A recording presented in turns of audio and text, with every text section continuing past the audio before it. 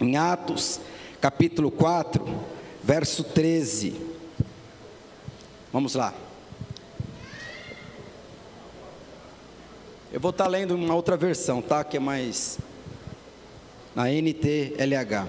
Os membros do conselho superior ficaram admirados com a coragem de Pedro e João, pois sabiam que eles eram homens simples, sem instrução, e reconheceram que eles tinham sido companheiros de Jesus. Alguém aqui é companheiro de Jesus? Se você anda, você é companheiro. Não sei, vamos ver. Mas não podiam dizer nada contra os dois, pois o homem que havia sido curado estava ali, de pé, junto com eles. Irmãos, se você entender todo o contexto aqui, a palavra de Deus fala, algumas versões, fala que Pedro e João estavam perante o sinédrio.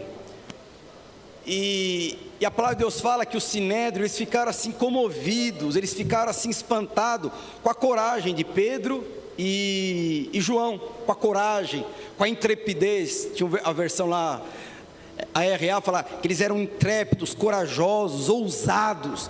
A palavra de Deus fala que eles ficaram assim admirados, porque eles eram pessoas simples, eles eram pessoas que não tinham estudos, eles eram iletrados, eles não tinham muito conhecimento de teologia, eles não tinham eles não tinham faculdade, essas coisas, sabe? E a palavra de Deus fala que eles ficaram admirados, porque eles eram simples, iletrados, porém eles eram ousados, convictos, eles sabiam o que eles estavam falando. E é interessante o que o conselho ali falou. Certamente eles andaram com Jesus. Por quê? Porque eram simples? Não, por conta da ousadia. Então eles falaram assim, eles têm muita coragem. O que é sinédrio? O que era um membro superior daquela época? Irmão, sinédrio, não sei se alguém já viu aqueles filmes antigos, em Roma, aquele coliseu grande, mas o sinédrio era meio que uma galeria, que tinha mais ou menos 22 juízes, de 22 a 25 juízes da palavra, da lei, tudo, e eram pessoas estudiosas, pessoas inteligentes, pessoas capazes, e foram essas pessoas que estavam ali entrevistando Pedro e João, e a palavra de Deus fala, que eles falavam assim, esses homens andaram com Jesus. Deixa eu falar uma coisa para vocês, meus irmãos, esses homens, eles eram companheiros de Jesus. Deixa eu falar uma coisa para você, não tem como você andar com Jesus e ser a mesma pessoa. Deixa eu falar uma coisa para você, você consegue ser casado com um homem e com uma mulher durante anos, e o homem continuar sendo a mesma pessoa, e a mulher continuar sendo a mesma pessoa. Eu já fiz aconselhamento com vários casais, meu marido não muda, é um traste, é não sei o que, e a mulher, o homem é a mesma coisa, ela também não muda, é isso, é aquilo, não tem como, deixa eu falar uma coisa para você, tem certas coisas que é só Deus mudando. É interessante que nós somos capazes de fazer muitas escolhas. Você tem condição de escolher o carro que você vai comprar, aonde você vai morar, com quem você vai casar, o nome do seu filho, se vai engravidar, se não vai engravidar. Você pode fazer muitas escolhas, questão de regalia, de ganhar muito dinheiro, de ficar rico, sabe? Basta você ter foco. Mas uma coisa nós não temos poder de mudar as pessoas. E nós não temos poder de mudar a nós mesmos. Alguém aqui já fez algum tipo de besteira? Falou assim, de novo eu fiz esse negócio, meu Deus do céu. Alguém já fez isso? Falou assim, puxa, mas por que eu fiz isso? Alguém já brigou com alguém, depois se arrependeu? Não devia ter falado isso, não devia ter feito aquilo. Só existe uma pessoa, meus irmãos, que pode mudar, e não é você. É o poder do sangue do Senhor Jesus. É o Espírito Santo operando em nós. Quando o Espírito Santo opera em nós, você percebe que quem vai mudar o cônjuge, quem vai mudar o pai, quem vai mudar a mãe, quem vai mudar os amigos, não é você. Nós não temos poder de mudar ninguém. Nós não temos poder de mudar ninguém. Você pode mudar algo, como que eu posso dizer, exterior, mas interior você não tem. Você não consegue se mudar. Eu lembro, eu casei com o Eloá, até hoje isso o Eloá não mudou. Eu era solteiro, eu tinha o costume de ver futebol, eu gosto de ver. Eu torço para um time que não vem ao caso, mas eu gosto de ver o meu time jogar. E eu também gosto de ver comentário. Quando eu casei com a Eloá, primeiras crises, o que era? Porque eu queria assistir o jogo. Que jogo? Você não tem o que fazer? Oh, vai orar. Ela falava desse jeito comigo. Não, mas... Aí, para não ter mais atrito, o que eu fiz? Eu mudei exteriormente. O que eu fiz? Eu não assisti o jogo. No começo eu ficava vendo um filme de romance lá, depois eu não assisti mais romance, nada. Mas para não ter briga, eu não assisto mais o jogo com ela. Nunca, irmãos, que eu assisti um jogo do lado dela. Nunca, nunca. Mas dentro de mim, meus irmãos, quando meu time está jogando, eu falo assim, meu Deus do céu, quanto que está? Eu vou contar meu jogo. Porque não muda, não muda. Mas é interessante que esses homens, pessoas cultas, pessoas inteligentes, olharam para aquelas duas pessoas iletradas, simples, assim como você, assim como eu, simples, paga conta todos os dias, tem dificuldade, crise, pressão, e falaram, certamente, esses homens eram companheiros de Jesus. Olha a ousadia que eles falam, olha a forma que eles falam, olha o caráter deles, olha a personalidade, olha a ousadia, e eles não vão com rebeldia, eles não faltam com respeito conosco, e ao mesmo tempo, eles são ousados no que eles estão falando. Mas irmãos, para você entender tudo isso que eu estou falando, nós precisamos entender o contexto, que Pedro e João, por que Pedro e João foram diante do Sinédrio? Por que Pedro e João foram diante de pessoas que estavam ali para julgar? Ali, Pedro e João estavam sendo julgados, eles poderiam morrer. Jesus, antes de morrer, ele foi no mesmo Sinédrio. A diferença é que Jesus morreu e foi para a cruz. A diferença é que eles não morreram. Por que eles não morreram? Porque tinha um coxo do lado deles. E aí eu gostaria que você abrisse, eu gostaria de explicar um pouco o contexto para você entender como que eles chegaram diante do Sinédrio. Mas a questão é o seguinte: quando os homens viram, eles falaram, realmente Deus mudou, realmente Deus fez. Às vezes você tem que olhar para o seu cônjuge e falar assim, realmente, é só Deus para mudar o que fez. E às vezes eu estava aconselhando um casal, e a moça começou a falar do marido, falou, olha, eu só volto se ele mudar. Eu falei assim para ela, mas deixa eu falar uma coisa, eu vou falar com toda a experiência, nós não temos condições de mudarmos a nós mesmos. E o marido falou assim, eu vou mudar. Eu falei, meu, fica quieto. Ele falou, não, deixa eu falar uma coisa. E eu comecei a falar para ele e para ela, você quer edificar o seu casamento com quais armas? Você quer edificar o seu casamento da mesma forma que o diabo edifica o inferno? Ou você quer edificar o seu casamento da mesma forma que Deus edifica o céu? Existem formas, existem armas. Mas quando as pessoas olham para você e para mim, elas precisam falar, esse homem anda com Jesus. Eles podem nem conhecer Jesus, falam assim, não, mas é diferente. Eu olho para Derbal, é diferente. Eu olho para Andréia, é diferente. Eu olho para Priscila, eu não sei explicar. Você vai falar, é porque eu tenho Jesus. Agora, quem conhece Jesus e não, porque às vezes as pessoas, elas têm uma experiência com Jesus, mas querem o que Jesus tem, mas não querem seguir a Jesus pelo que Ele é. Quando você segue a Jesus pelo que Ele é, meus irmãos, você tem o maior poder do mundo para transformar a sua vida, a vida do seu cônjuge, a vida dos seus filhos, e a vida dos seus pais, e a vida de todos aqueles que estão ao redor. Eu acho que a maior bênção que nós temos é a pessoa do Espírito Santo em nós se manifestando, transformando caráter, valores, princípios e outras coisas. Eu gostaria aqui de explicar para você como que Pedro e João chegou nesse contexto. Gostaria que você abrisse sua Bíblia em Atos, capítulo 3. Eu li esse versículo na semana passada, essa história, que é a história do coxo. Só para vocês entenderem, Atos 2, Atos 1, Jesus ele vai aos céus e morre. Todo mundo sabe que a palavra de Deus, Atos 2. Eu vou ler 3, mas só para vocês explicarem até aqui. Atos 2, a palavra de Deus fala que Jesus ele tem uma...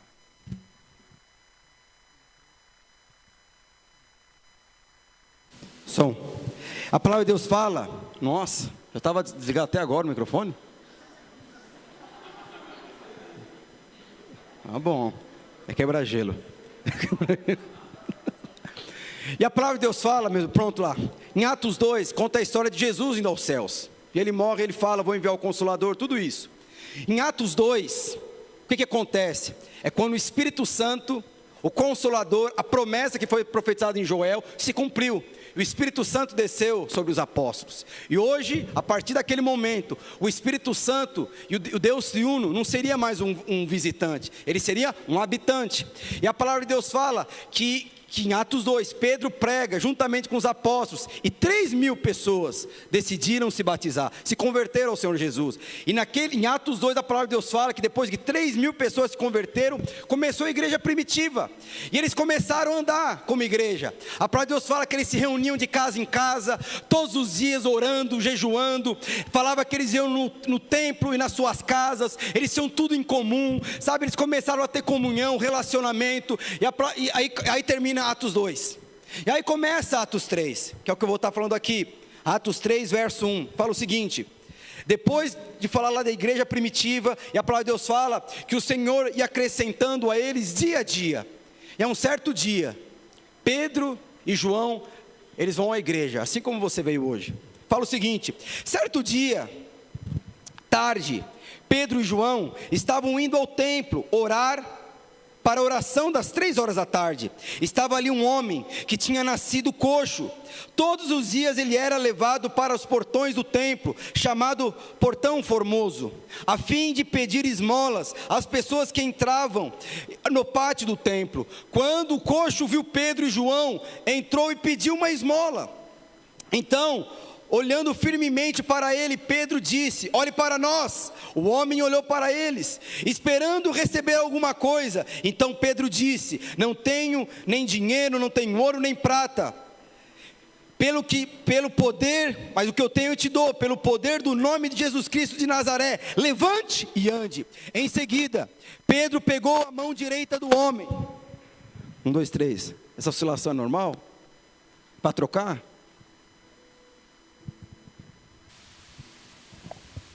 Som. Não fica bravo comigo não, os culpados são ali da mesa de som.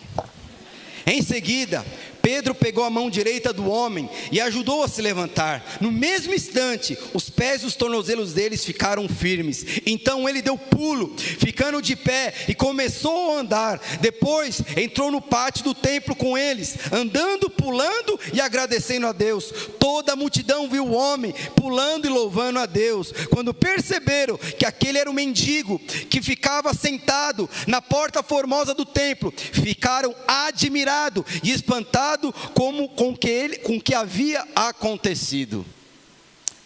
Irmãos, a palavra de Deus fala, lembra, aconteceu a manifestação do Espírito Santo, 3.000 pessoas se convertem, as celas eram estabelecidas, a igreja primitiva é estabelecida, e a palavra de Deus fala que um dia qualquer, Pedro e João vão para a igreja, vão para o culto, e a palavra de Deus fala que quando eles estavam indo para o culto, como que era naquela época?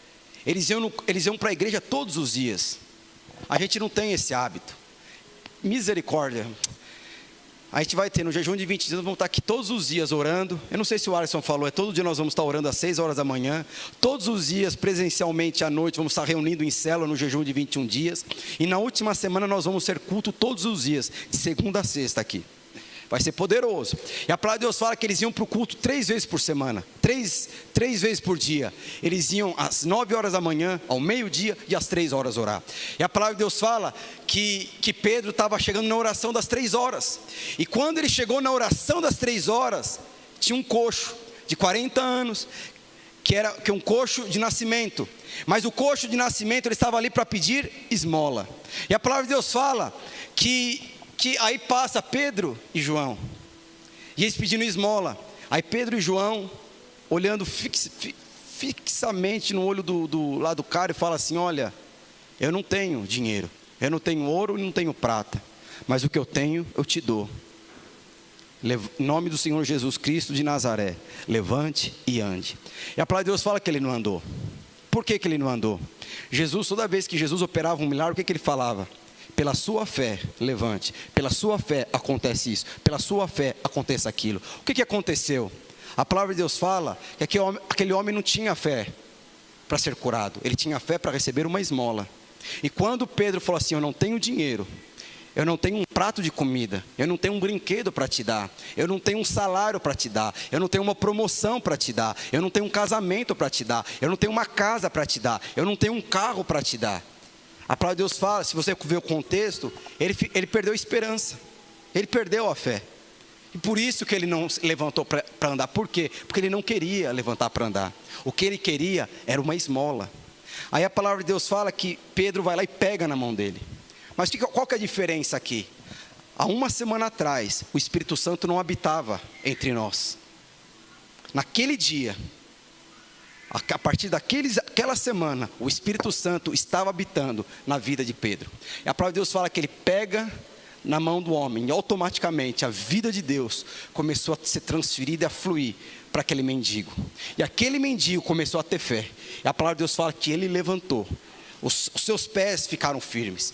E a palavra de Deus fala que ele ficou pulando que nem um frango destroçado lá, pulando, de alegria, não sei o quê. O que leva, meus irmãos, um homem a fazer isso? Você tem coragem de você olhar para uma pessoa e falar, olha, levanta Jesus. E a pessoa não anda? E você vai lá e coloca suas mãos. O que fala isso? De você transferir a sua vida. Isso, meus irmãos, fala de ousadia. Como que você adquire ousadia? Através do quê? De intimidade. Não tem como você ser ousado se antes você não for íntimo. Eu lembro que quando eu casei com a Eloá, eu tinha muito atrito com ela, questão de casamento, a forma de conduzir, é toalha, é escova, é filme que eu não gosto. Você gosta de ver filme de super-herói, eu gosto de ver filme de romance, eu gosto de comer lasanha, mas eu quero macarrão, sabe, é interessante que 12 anos depois, eu só de olhar no olho da minha esposa, eu já sei o que ela quer. Só de olhar assim no olho da minha esposa, assim, tipo, coisa de segundos, eu já sei, está bem, está mal, ela quer, não quer, posso fazer. Às vezes eu faço coisas com ela só de fazer sinal de sim ou não. Por quê? Mas isso eu adquiri com ela, com intimidade com ela. Essa foi a intimidade que Pedro tinha construído com Jesus. Tanto Pedro como João. Ao ponto de olhar, por isso que eu falo assim, olha aqui nos meus olhos. Porque ele aprendeu a ter esse nível de intimidade. E quando a gente aprende a ter esse nível de intimidade com o Senhor Jesus, meus irmãos, nós somos ousados. Nós somos ousados. Outra coisa, se você for perceber aqui, João e Pedro, eles eram muito íntimos entre eles. Eu não sei se você é íntimo de uma pessoa que não tem nada a ver com você. Você é corintiano, ele é palmeirense. Você é vegetariano, ele é carnívoro. Ele é engraçado, você é sério. Mas a palavra de Deus fala que João, ele era aquela pessoa sentimental. Ele era o discípulo amado. Pedro não. Era aquele ousado. Sabe, fazer as coisas acontecer. Mas a palavra de Deus fala que eles eram muito amigos. A gente tem muito a aprender com pessoas, às vezes, que não são semelhantes a nós. Está falando hoje de manhã. Eu ando com tanta gente, a minha equipe, discipuladores, com os líderes. Se você me perguntar com quem que você tem afinidade, eu acho que é com ninguém. Não tem nada a ver comigo, a maioria dos meus discipuladores. Minha equipe é assim. Mas, glória a Deus por isso. Eu fico imaginando, imagina se eu fosse casado comigo mesmo. Misericórdia, eu não ia dar conta. Imagine se você fosse casar com você mesmo. Imagine se seu irmão fosse você mesmo. Imagine se seu pai fosse... A gente não dá conta. Mas você vê que essas coisas nos completam. Essa era a equipe, Pedro e João. Eles eram íntimos. Eles estavam lá para curar a irmã de Jairo. Eles que estavam lá no Getsemane. Eles que estavam lá quando Jesus ressuscitou. E a palavra de Deus fala que a ousadia que eles tiveram, a palavra de Deus não, que eu creio que a ousadia que eles tinham, era por conta do quê? De uma intimidade. Intimidade. Sabe, você pode olhar na circunstância, olhar nos olhos de Jesus, em coisas, segundos. Eu já sei o que ele quer, está bravo, está nervoso. Às vezes, a Eloá chega em casa, ou eu chego em casa, não falo nada. Ela pega, passa assim por mim, fala assim, está bravo, está nervoso. Eu falei, não estou nervoso, está nervoso. Eu não estou nervoso, você está vendo? Levantou a voz, está nervoso, eu estou vendo.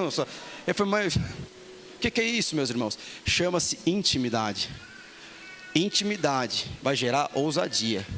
Uma coisa é você ser íntima do seu marido, você vai ter um nível de ousadia, da sua esposa, do seu pai, da sua mãe. Agora, quando você é íntimo de Jesus, no reino espiritual, você é ousado.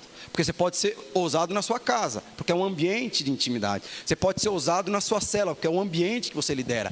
Agora, quando você é íntimo de Jesus, você é ousado aonde você estiver. Aonde você estiver. Mas por que eu estou falando isso? Porque na verdade, meus irmãos, ninguém que andou com Jesus não pode continuar sendo a mesma pessoa. Ninguém. Aqueles que se aproximam do Senhor Jesus são inspirados. Todos são tocados, destravados, incendiados, e não agem da mesma forma. Todos. Não tem como você andar com Jesus e falar que é a mesma coisa. Não tem como você ter uma experiência com o Senhor e a sua vida continua fazendo a mesma coisa. Não tem como você falar que anda com o Senhor Jesus e continua sendo miserável, não prospera na sua vida, não cresce no seu casamento, não cresce na sua realidade. Eu não sei se você sabe, o povo que mais fala de prosperidade no atual século, sabe quem que é? É os crentes, que dizem que conhecem Jesus, mas é o povo que é menos próspero. Por que será? Por que será? Mas deixa eu te falar uma coisa, intimidade produz ousadia. Aí a palavra de Deus fala, o que aconteceu? Aquele homem foi curado, e quando aquele homem pulou, a palavra de Deus fala, ele fala pulando, aleluia. Você imagina um cara que ele ficava pulando, e a palavra de Deus fala que ele estava na porta da igreja. Pela lei ele não poderia entrar na igreja. A porta, da porta formosa que fala ali, segundo os historiadores, era 25 metros de altura e 20 de largura. Hoje a gente fica ali vendo um casalzinho, abre a porta, fecha a porta, abre a porta, fecha a porta. Ali, segundo os historiadores, precisava de 20 homens para abrir a porta, porque a porta era de madeira maciça e era revestida de ouro.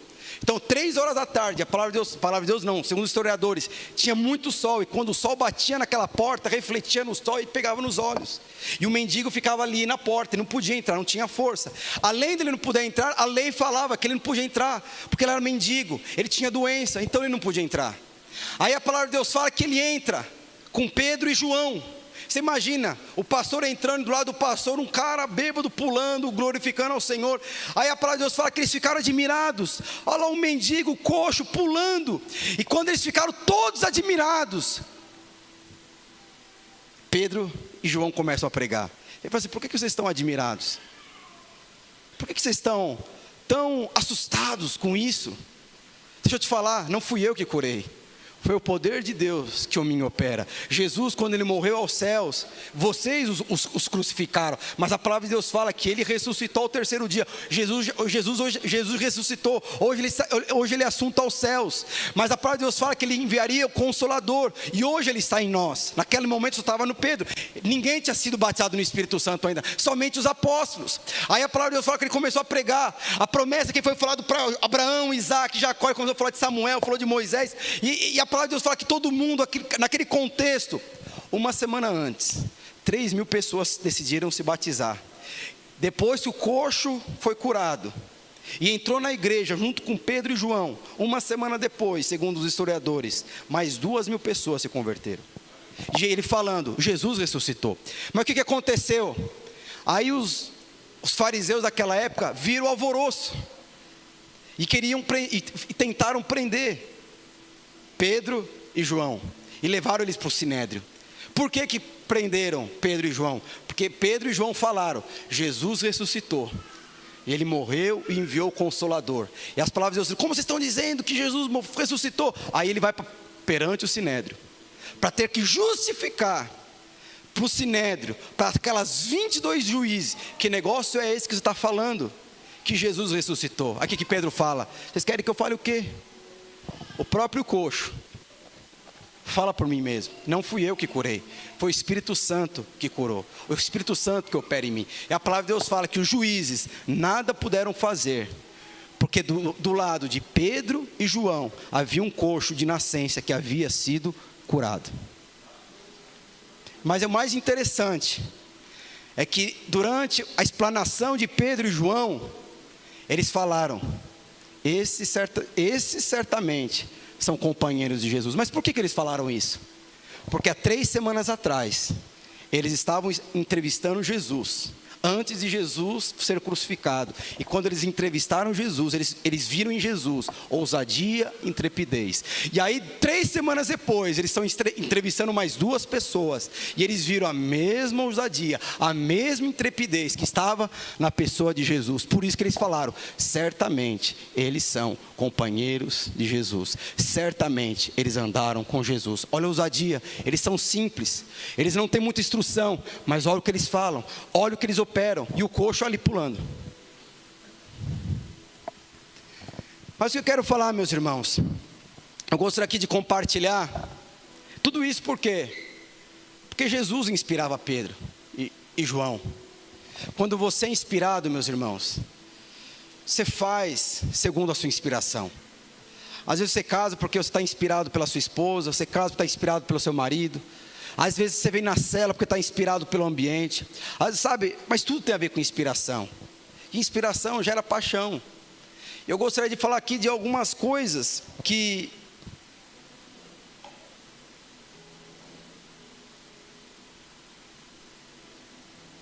geram inspiração nas nossas vidas. Eu não sei se aqui se vocês hoje estão inspirados pelo Senhor Jesus. Uma coisa, porque tem muitas pessoas que deixam de vir à igreja, deixam de buscar o Senhor porque não estão inspirados. Eu falei semana passada, não existe na nova aliança pessoas secas na presença de Deus. Não existe pessoas insatisfeitas na presença de Deus. Provavelmente são as pessoas ao seu redor, mas a palavra de Deus fala que onde Ele habita, Ele transformaria o deserto em mananciais de água. Mas qual que é a consequência de quando Ele por que muitas vezes nós não nos sentimos inspirados pelo Senhor para fazer aquilo que Ele deseja que nós façamos? Eu lembro que lá em Romanos fala que nós somos mais do que vencedores por meio daqueles que nos amou. Isso é inspiração, não é? A palavra de Deus não fala que você é vencedor. A palavra de Deus fala que você é mais do que vencedor. Eu não luto boxe, mas eu tenho uma aula de boxe, às vezes vou voltar, não sei quando. O professor está aqui. Mas é só para te dar um exemplo para você. Quanto mais você come no natural, menos fome você tem. Quanto mais você come, tem pessoas que conseguem ter o dom. Eles vão num rodízio de carne e comem. Meu Deus do céu, de onde que vai tudo isso? Mas come. Mas o normal é quanto mais você come, menos comida você quer comer. Quanto mais carne você quer, menos carne você quer comer. Mas no reino espiritual é diferente. Quanto mais de Jesus você come, mais dele você tem fome. Quanto menos de Jesus você come, menos dele você vai desejar. Tem pessoas que perderam a inspiração, perderam o desejo, perderam a paixão. Deixa eu te falar, não é por conta de terceiro, vizinho, cônjuge, não é é simplesmente porque você, um dia, você parou de comê-lo dele. Eu vou falar para você o que muitas vezes deve nos inspirar, porque vamos passar dia mal, nós vamos ser atribulados, pessoas vão falar mal de nós, mas nós vamos ver que em várias situações, o que Jesus fez, e Jesus tem que nos inspirar, porque um dia, assim como João e Pedro, nós vamos ser testados, mas quando você for testado, as pessoas podem falar para você, com certeza, esse andou com Jesus. Olha o caráter dele. Eu sei muito bem como o Bira era 2 anos atrás. Olha como ele é hoje. Não tem explicação. Mas o que é ser mais do que vencedor? Porque a palavra de Deus diz que nós não somos vencedores. Nós somos mais do que vencedores. É diferente. Então você imagina, eu estou aqui lutando. Eu estou num ringue, lutando boxe com o meu professor, está ali. E pela ironia do destino, eu ganhei do meu professor na luta de boxe. Eu caio, aí ele me dá um soco, eu dou um soco nele. Alguém já viu Rocky Balboa? Fica tudo desconfigurado ali. Aí o que aconteceu? Acabou. Aí o prêmio para quem ganhasse, digamos, R$200 mil. Eu ganhei, ou o Júlio ganhou. O Júlio ganhou, melhor o professor ganhar do que o aluno, né? E o Júlio ganhou R$200 mil. R$200 mil ele levou depois da luta. Levou uma corte, fez aqueles negócios, o nariz para a direita, o dente para a esquerda, com cicatriz, tudo aquelas coisas. E ele chega em casa, com a Sandra, meu amor, ganhei a vitória. Cheio de sangue, cheio de cicatriz. O prêmio está aqui, R$200 mil. Vamos no melhor restaurante. Quem foi o vencedor? Foi o Júlio. Quem que lutou e ganhou? Foi o Júlio. Quem que levou o soco? Foi o Júlio. Mas quem que vai usufruir sem levar um soco? A Sandra, a sua esposa. Ela é mais do que vencedora. Deixa eu te falar, é isso no reino de Deus. Quando você não entender que você é mais do que vencedor em Cristo Jesus, você vai querer entrar no ringue e lutar com uma pessoa que você não tem condição de vencer. Espere o Senhor chegando. Eu ganhei, está aqui. Vamos usufruir, vamos no melhor restaurante. Entenda a questão que eu estou falando. Mas eu gostaria de falar aqui com vocês, o que inspirou? O que levou Jesus a permanecer? Porque a palavra de Deus fala que da mesma forma que eu e você somos tentados, Jesus foi tentado. As mesmas crises que você passou, Jesus também passou. As mesmas dificuldades que você passou, Ele também passou. A palavra de Deus, até as limitações financeiras que nós passamos, Jesus também passou. Mas algo inspirava Jesus para que Ele permanecesse. Geralmente no meio da pressão nós desistimos, no meio da crise nós desistimos, mas Jesus nunca desistiu. Mas o que levou Jesus a permanecer até o fim? Isso nós precisamos ver, porque é isso que precisa nos inspirar. Primeira coisa, a comida que Jesus comia é que levava ele a permanecer e nunca desistir. Gostaria que você abrisse sua Bíblia em João capítulo 4, verso 34. A minha comida, primeira coisa que nos deve inspirar, uma comida especial. Jesus comia uma comida especial. O que fala? A minha comida, disse Jesus, é fazer a vontade daquele que me enviou e terminar o trabalho que ele me deu para fazer. O que inspirava Jesus? O que mantia Jesus pé firme no meio da pressão? Ele falou: a minha comida, o que me sustenta é fazer a vontade daquele que me enviou. Se você liderar uma célula, se você vir ao culto, adorar o Senhor, não satisfaz a sua vida, alguma coisa está errada, meu Senhor. A palavra de Deus fala que Ele procura verdadeiros adoradores, que o adorem em espírito e em verdade. Agora, se por coisas de terceiro, casamento, pressão financeira, emocional, você não consegue adorar o Senhor, você não consegue cultuar o Senhor, você não consegue estar inserido no meio da família, o que Jesus falava? A minha comida, o que me sustenta é fazer a vontade daquele que me enviou e a realizar a obra que Ele tem na minha vida. O que inspirava Jesus, o que sustentava Jesus passar aquele tipo de pressão? Fazer a vontade de Deus. Você sabe qual que é a vontade de Deus para você? Você sabe qual é a vontade de Deus para nós como igreja? Mas se não é a vontade de Deus que sustenta você, meus irmãos, uma hora você vai desistir, uma hora você vai abandonar. Foi o que Jesus falou: a minha vontade, a minha comida é essa, é fazer a vontade do Senhor Jesus e realizar o trabalho que Ele tem para mim, o propósito que Ele tem para mim. Isso te inspira ou não? Segunda coisa que inspirava Jesus, Ele era proativo. O que é ser proativo? Ser proativo é você antecipar o problema, é você antecipar a crise que possa acontecer, é você antecipar a situação, a crise financeira, a crise pessoal, a crise no casamento. Olha o que fala lá em Mateus 9, verso 35 a 38. Deixa eu abrir aqui Mateus 9. Fala o seguinte: Jesus andava visitando todas as cidades e povoado. Ele ensinava na sinagoga e anunciava boas notícias sobre o reino e curava todo tipo de enfermidade e doenças graves das pessoas. Quando viu Jesus a multidão, ficou com tanta pena, com muita pena daquela gente, porque eles estavam aflitos, abandonados, como ovelhas sem pastor. A palavra de Deus fala que Jesus compadeceu da aflição. Eles não sabiam que eles estavam aflitos, mas Jesus se compadeceu da aflição deles. Verso 36, quando Jesus viu a multidão, aliás, verso 37, então disse aos discípulos: a colheita é grande mesmo, mas os trabalhadores são poucos. Peçam ao dono da plantação que mande mais trabalhadores para fazer a colheita. Qual foi a proatividade de Jesus aqui? Jesus sabia, muitas pessoas vão se converter. Tem gente que faz célula para não multiplicar, impressionante. Tem gente que faz de tudo para não multiplicar aquilo que Deus deu na sua mão. Mas a palavra de Deus fala que tudo que é de Deus cresce. É só quando você coloca a sua mão que não cresce. Por isso que antes de Paulo partir, ele deu um conselho. O principal conselho que ele deu: não atrapalhe o Espírito Santo. E é interessante, por que Jesus foi proativo? Ele viu, é o ano da casa cheia. Mas ele percebeu, nós não temos líderes o suficiente. Olha como as pessoas estão aflitas, olha como as pessoas estão desesperadas, olha como as pessoas estão sedentas por Deus. E aí Jesus chega nos discípulos e fala: olha, a colheita vai ser muito grande, mas nós não temos pessoas o suficiente para tomar conta dessa grande colheita que virá. Qual que é o meu alvo? Essa é a minha oração. Se vai ser você, não sei. Mas o meu alvo é que até o final do jejum, desses 21 dias, pelo menos você tenha encargo no coração, como o Senhor tinha das suas ovelhas perdidas. Pelo menos tenha um julgo da guarda de alguém. Mas por que Jesus foi proativo? Ele viu, daqui a alguns meses, virá um grande mover de Deus.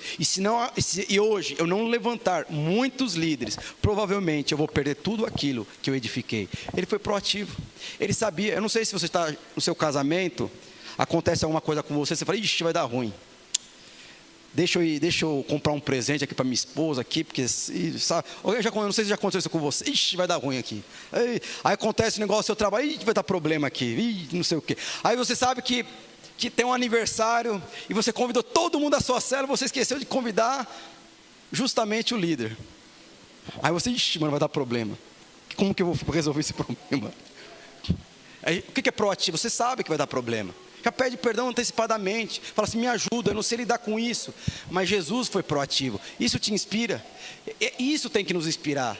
Sabe, eu não sei se você sabe, mas o que mais vai alargar você na sua vida pessoal é ser proativo e resolver problemas dos outros. É ser ativo e orar pelo casamento dos outros. É ser proativo e ser instrumento de Deus para falar na vida dos outros. Jesus foi proativo. Antes dele falar expositivo, a palavra de Deus fala que ele orava por curas e graves doenças, e todas eram curadas, mas a principal coisa, ele tinha compaixão. Outra coisa que inspirava Jesus, que tem que nos inspirar, e eu creio que também inspirava Jesus não se revoltava por insultos. Eu gostaria que você abrisse em 1 Pedro, capítulo 2, verso 23, 1 Pedro 2, verso 23, fala o seguinte: quando fui insultado, não respondeu com insultos. Quando sofreu, não ameaçou, mas pôs a sua esperança em Deus, o justo juiz. O próprio Cristo levou os nossos pecados no seu corpo, sobre a cruz, a fim de que morrêssemos para o pecado e vivêssemos uma vida correta.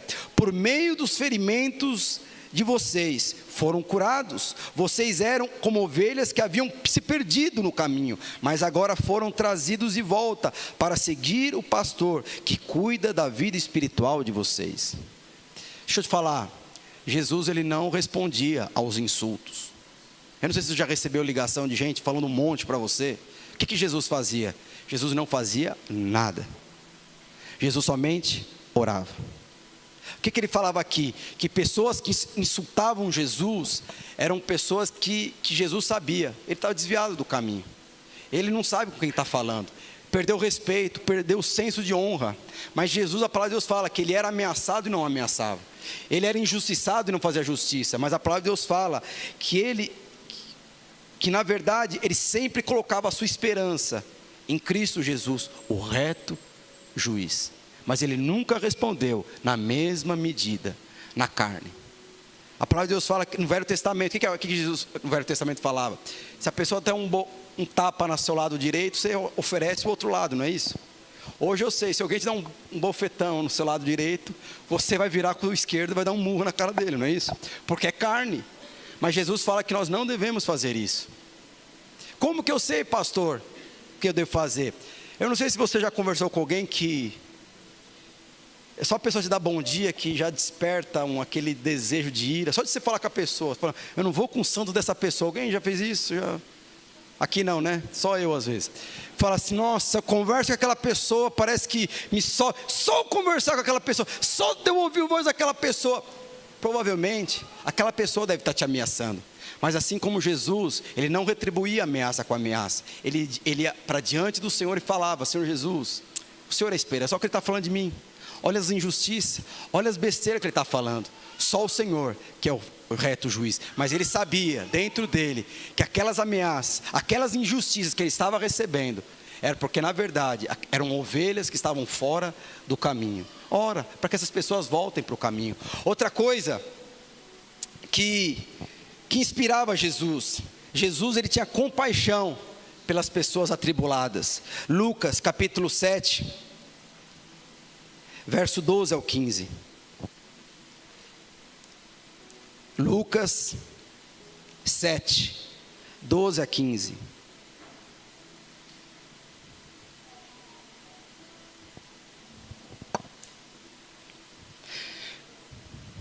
Então Jesus tinha compaixão dos atribulados. Quando ele estava chegando perto do portão da cidade,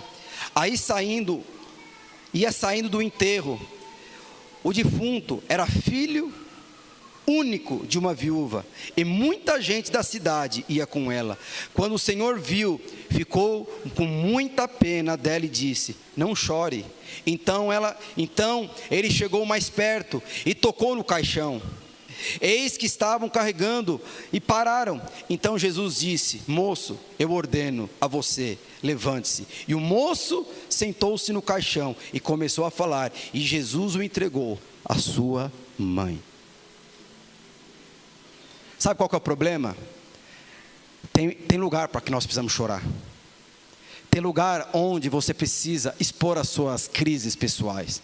Tem pessoas que fazem questão de colocar sua crise pessoal no Instagram, no Facebook, no YouTube. Naquela época não tinha, mas a palavra de Deus fala que estava tendo, eu não sei se tem desse jeito, era um costume, enterrava, colocava no caixão, e o pessoal ia fazer aquelas procissão, orando, chorando, e o filho estava dentro do caixão. E a palavra de Deus fala que era o único filho de uma viúva, não tinha marido e agora não tinha filho. E Jesus se viu daquela situação e se compadeceu.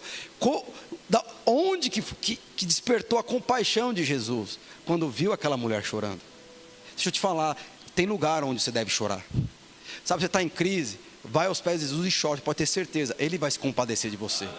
Não vai chegar no Instagram e falar das suas crises pessoais. Meus irmãos, valorize as suas próprias crises, valorize as suas pressões. E a palavra de Deus fala que ele teve tanta compaixão, que ele pediu para parar, ele nem pediu, ele colocou a mão no caixão.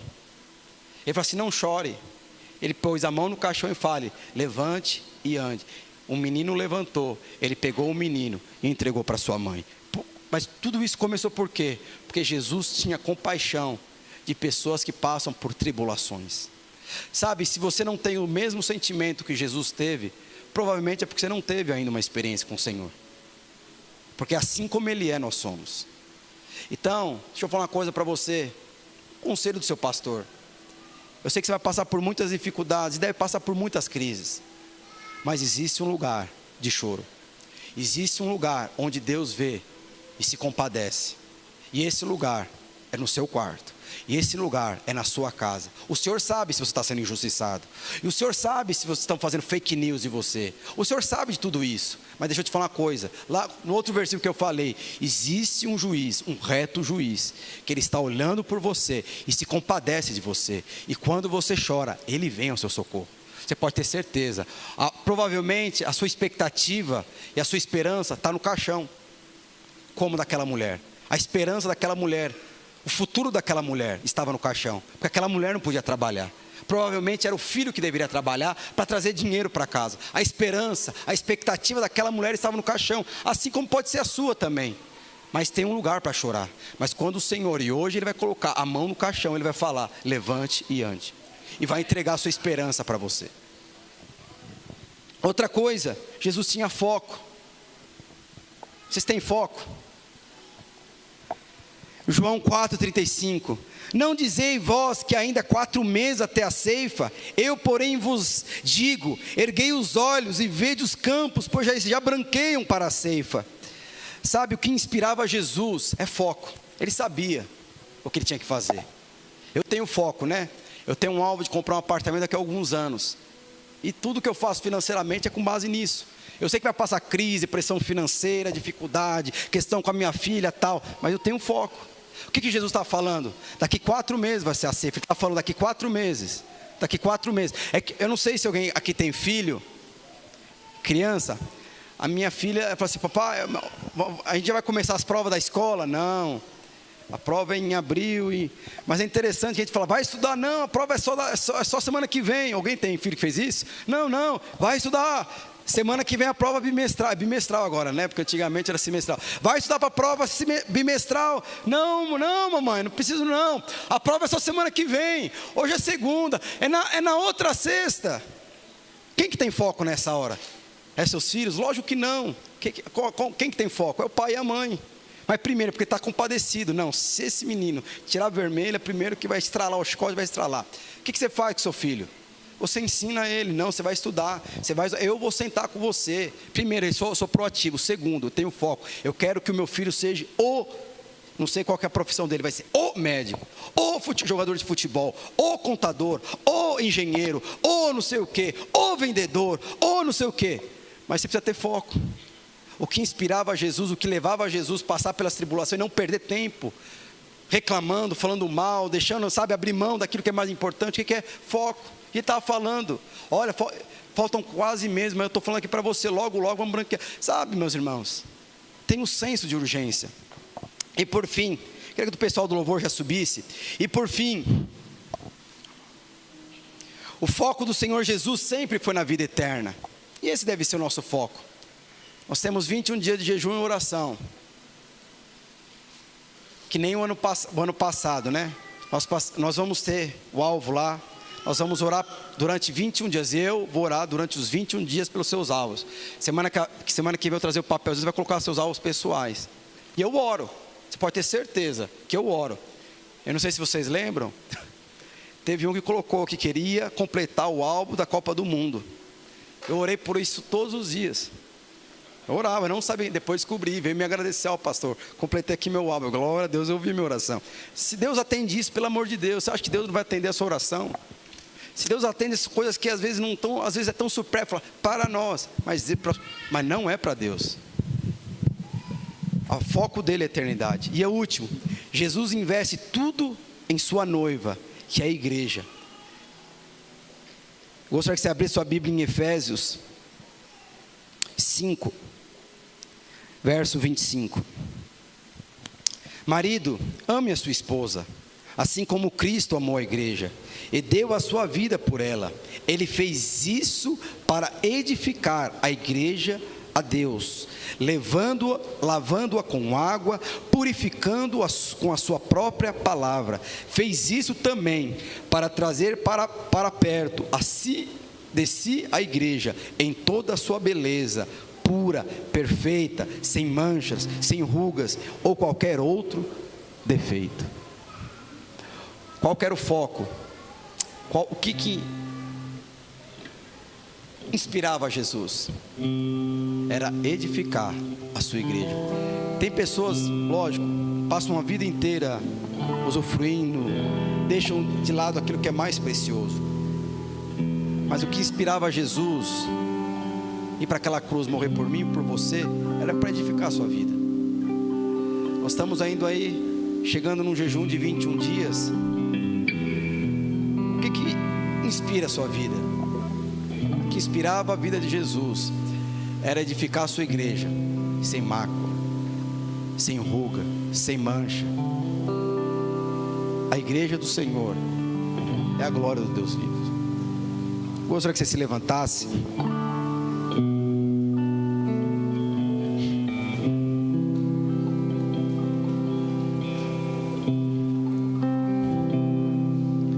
Comecei aqui o culto perguntando: quem que anda com Jesus? Mas é inevitável. Aqueles que andam com Jesus são transformados. Não tem como você andar com Jesus e ser a mesma pessoa. Você pode estar casado com seu cônjuge durante anos e continuar sendo a mesma pessoa, mas é só com Jesus que você é transformado. Deixa eu te falar uma coisa. Nós precisamos ter experiências com o Senhor todos os dias. A palavra de Deus fala que aquele mendigo ia todos os dias. Todos os dias.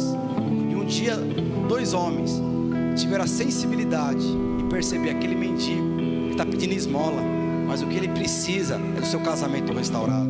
O que ele precisa é da sua expectativa restaurada. O que ele precisa é da empolgação, da vida, do fluir de Deus que perdeu. Eu não sei o que você precisa, mas nós precisamos de ter experiências com o Senhor todos os dias. Eu não estou falando de experiência de cair no chão.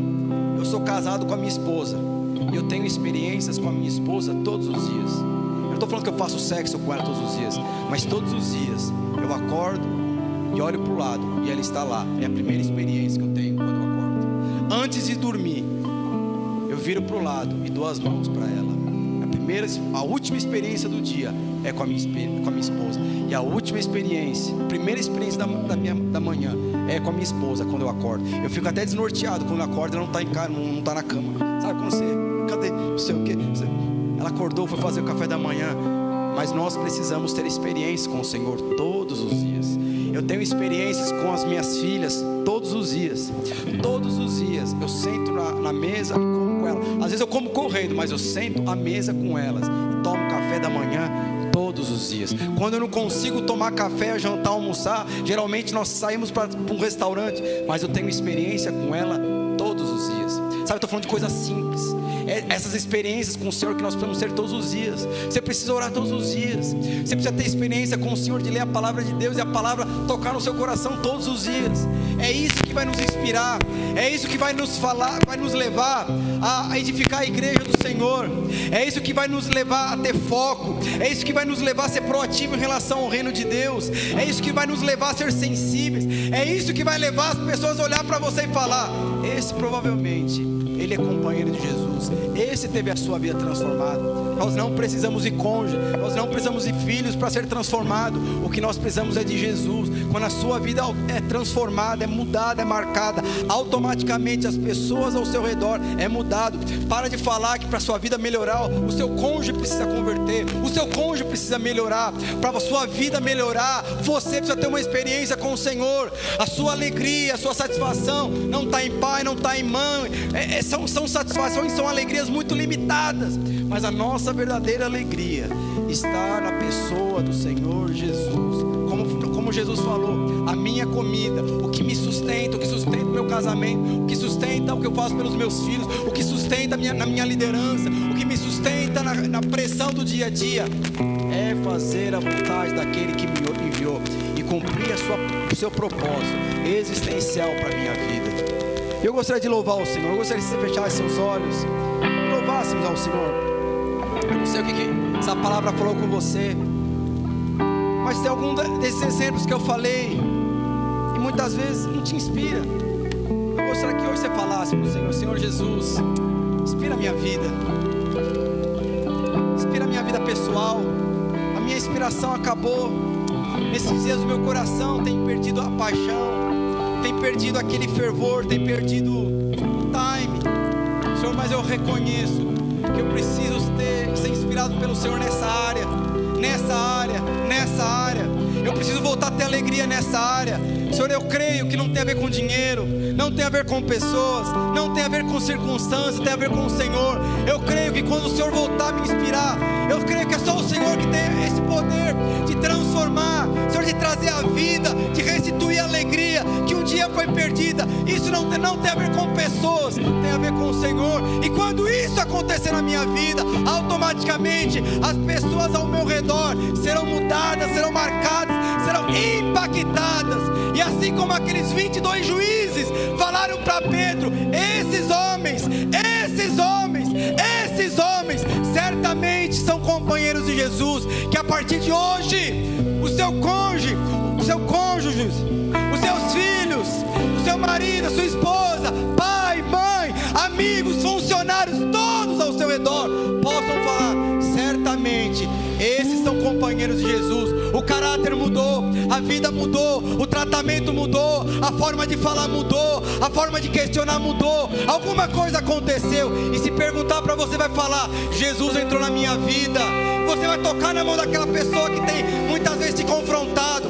E assim como Pedro fez com o coxo, ao você tocar na pessoa, automaticamente fé, vida, a vida que flui do seu coração e da sua vida vai ser transferido para essa pessoa, e essa pessoa vai ser marcada pelo poder do Evangelho. Amém? Vamos louvar o Senhor.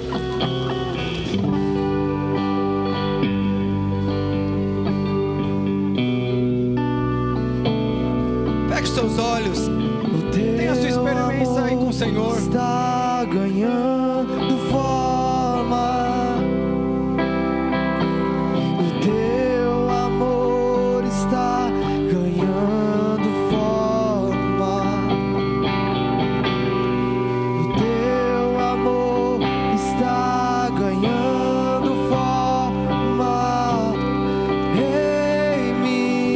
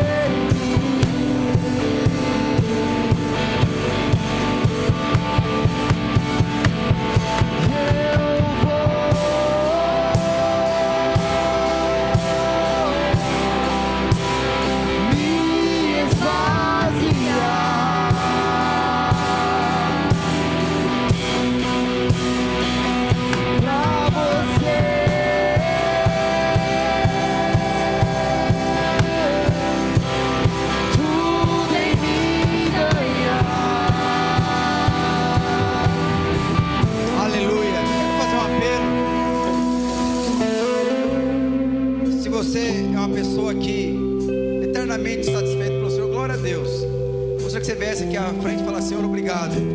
Obrigado porque o Senhor é minha satisfação. Mas também pode ter pessoas no nosso meio que na verdade já perdeu a inspiração. E às vezes está vivendo no automático. Sabe? Precisa apertar o botão, desligar o botão, vive no automático. Perdeu aquela inspiração, perdeu aquela paixão, perdeu aquele senso de propósito por alguma coisa, eu não sei o que. Mas se esse é o seu caso, você perdeu a sensibilidade, a inspiração, eu gostaria que você viesse aqui hoje e falasse para o Senhor: Senhor, restaura a inspiração. Sabe, o que vai motivar a minha vida não é dinheiro, não é pessoas, não é filho. Por mais que isso seja importante, mas nada disso se compara com a tua presença. Senhor, eu preciso ser inspirado pelo Senhor. Senhor, a minha esposa precisa de um homem de Deus, o meu marido precisa de um homem de Deus, os meus pais precisam de filhos que expressem a glória de Deus. Sabe, os meus funcionários precisam ver em mim, enxergar em mim Cristo. Sabe, teve uma situação que dois homens foram lá expulsar um demônio. E eles falaram: em nome de Jesus, seja expulso. E a palavra de Deus fala que esse demônio deu um cacete nos dois homens. Aí depois foi Pedro. Ele falou assim: em nome do Deus lá de Paulo, seja... Não foi. A palavra de Deus fala que quando chegou Paulo, automaticamente aqueles demônios saíram. O que ele falou? Olha, aqueles dois eu não conheço, mas Paulo eu conheço. Eu conheço o Deus que Paulo serve. O inferno precisa também falar: esse é o homem de Deus. Esse eu me curvo quando ele ora. Esse eu me curvo quando ele se levanta, mesmo no meio da adversidade. Esse Deus se compadece e ele vai em direção. Nós precisamos ser homens como assim. Mas eu gostaria que você viesse aqui à frente. Se você reconhece: Senhor, eu preciso de inspiração. Eu preciso de inspiração. Meus irmãos, todos nós precisamos de inspiração. Mas se esse é o seu caso, você quer ser tocado hoje de uma forma sobrenatural, eu gostaria que você viesse aqui à frente. Fala para o Senhor: eu preciso de inspiração. Eu preciso ser tocado pelo Senhor. Minha esposa precisa saber que eu sou homem de Deus. A minha mulher precisa saber que eu sou homem de Deus. Meu marido precisa saber que eu também sou homem de Deus. Os meus funcionários, a minha empresa, aqueles que estão ao meu redor. Senhor, mas isso não é algo automático. Senhor, isso é algo que é produzido por intimidade. Senhor, mais do que a minha esposa, eu preciso ser um com o Senhor. Mais do que os meus filhos, eu preciso ser um com você. É isso que vai refletir nos meus relacionamentos. É isso que vai refletir na minha vida, eu com o Senhor. Senhor, que nesta noite o Senhor venha ser fonte de inspiração na minha vida. Senhor, tenha liberdade de me acordar nas madrugadas. Sabe, eu não sei o que está acontecendo, mas o Senhor venha me trazer a lembrança. E eu venho orar, eu venho buscar o Senhor. Sabe, que o Senhor tenha a liberdade de me tirar o sono nas madrugadas. Desde que o Senhor venha me trazer experiências pessoais. Senhor, assim como aqueles que são casados, assim como eu tenho experiências diariamente com o meu marido, com a minha esposa, com o meu pai, com a minha mãe, sabe, com os meus funcionários. Senhor, eu quero ter com o Senhor. Senhor, eu não abro mão disso. Meus irmãos, o sucesso da sua vida está com experiências pessoais com o Senhor todos os dias na sua vida. Sabe, quando esse louvor toca, eu gostaria que nós louvássemos ao Senhor. Os líderes discipuladores, eu gostaria que você estivesse orando. Impõe as mãos de maneira rápida e declara: é um tempo novo para você crescer e avançar. Saia do manual. Flua nessa presença. Flua na vida do Senhor. O Senhor tem algo novo, vinho novo na sua vida. O Senhor tem algo novo. Ele te chama. Receba a inspiração, receba a inspiração, receba o combustível, receba,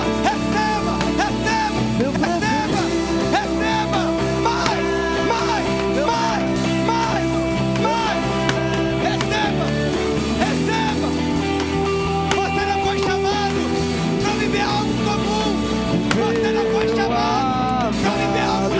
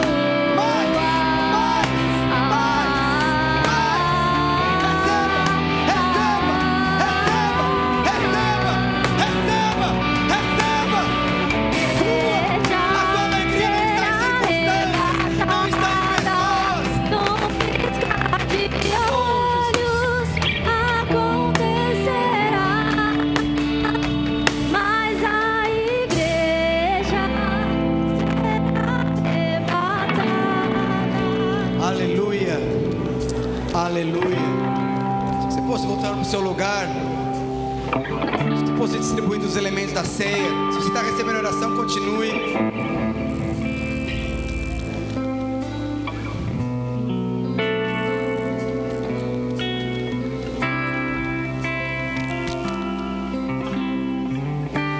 Se você puder pegar lá seus filhos para nós cearmos.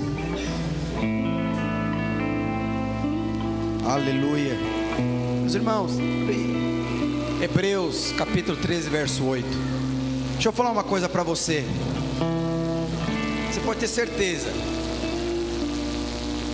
que o que me faz ficar mais apaixonado pela minha esposa é acordar e vê-la todos os dias ao meu lado. No dia de adversidade, no dia de crise, todos os dias. Às vezes eu durmo, sabe quando está com o olho fechado, eu fico procurando assim, apalpando alguns lugares e tal, até eu encontrar a mão dela e abraço a mão dela e durmo. Porque nós temos que ter experiências contínuas com o Senhor. Quando você achar que a sua alegria está em homens, você vai se frustrar. Quando você achar que a sua alegria está em circunstâncias, posses, conquista, você vai se frustrar. Agora quando você perceber que a sua alegria está em Deus, todos ao seu redor vão ser beneficiados. A palavra de Deus diz em Hebreus capítulo 13, verso 8, que Jesus Cristo, Ele é o mesmo ontem, hoje, e Ele não fala amanhã, Ele fala ontem, hoje e para sempre. Ele é o mesmo Deus de quando você estava no ventre da sua mãe, e Ele continua sendo o mesmo Deus quando você se casou, quando você sonha em casar, e vai continuar sendo o mesmo Deus quando você tiver filhos e netos, e vai continuar sendo o mesmo Deus quando você for para a eternidade. Então você coloca a sua expectativa em Deus, que você vai perceber que todos ao seu redor mudarão e serão impactados. Amém? Todos receberam os elementos da ceia. Quem não recebeu, desculpa, levanta a mão. Todos. Gostaria que você, aliás, não precisa abrir não, todos estão com os elementos. Gostaria de ler aqui um versículo, 1 Coríntios 11.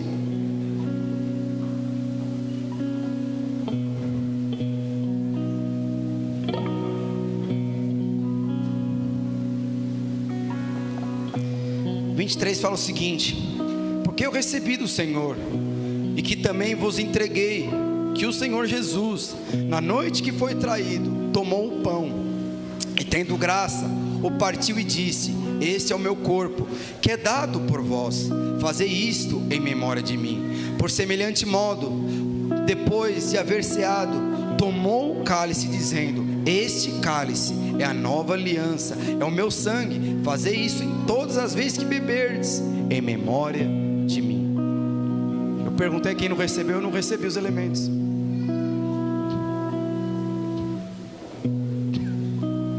Alguém pode emprestar um pão aí?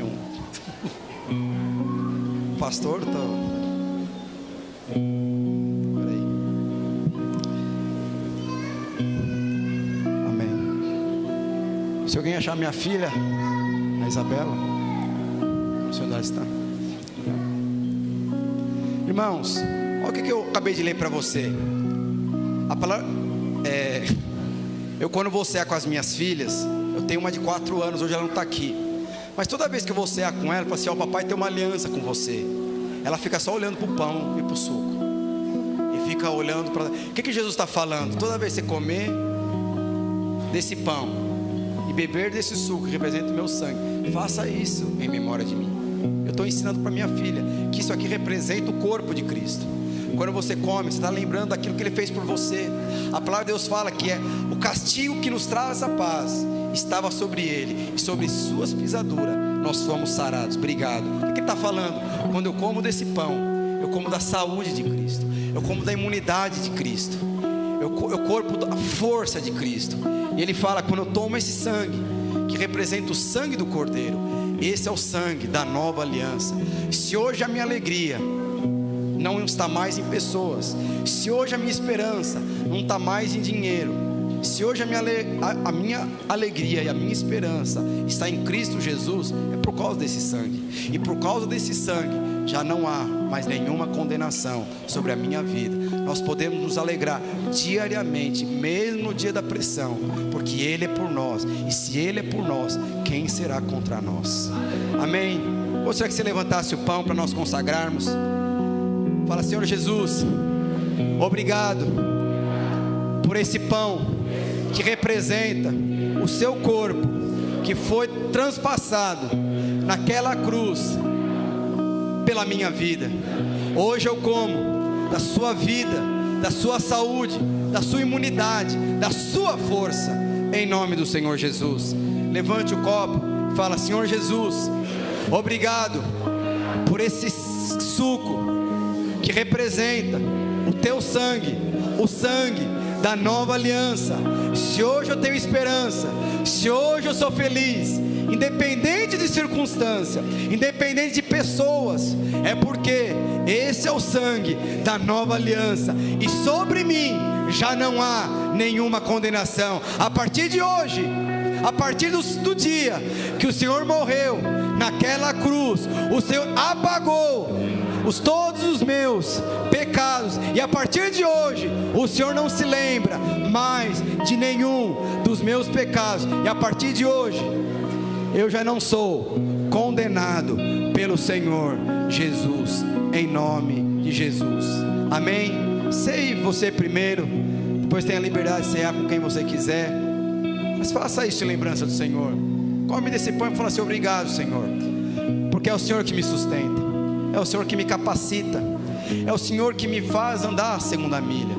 Senhor, obrigado por esse sangue, porque se hoje o diabo não tem poder de me acusar, é por causa desse suco que representa o teu sangue, o sangue da nova aliança. Amém, aleluia.